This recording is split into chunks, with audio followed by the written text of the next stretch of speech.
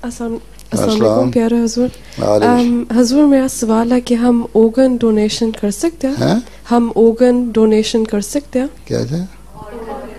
Organ donation yes, हम दे सकते हैं, क्यों नहीं दे सकते। अच्छा, क्योंकि कुछ आंखें हमारी रवा में जो है खुदामुल अहमदिया का एक हॉस्पिटल है छोटा सा, वहाँ आई डोनेशन देते हैं और बहुत सारे गैर अहमदियों के लिए हैं अभी तक। तो बहुत सारे अहमदियों की आंखें गैर अहमदियों को लग गई क्योंकि हमारे क्लास और में उसके बाद किडनी की डोनेशन भी होती है और बाकी ऑर्गन जिसका इंसान को फ़ायदा पहुंच सके दे सकते हैं।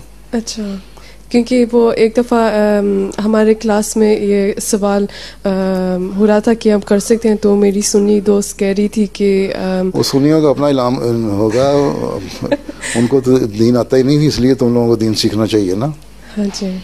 हर चीज़ अगर इंसान के फ़ायदे के लिए है और तुम्हें क्या फ़ायदा होगा मरने के बाद, तो उसका कोई फ़ायदा नहीं जी।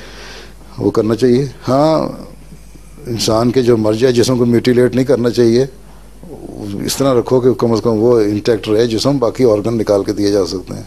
अच्छा,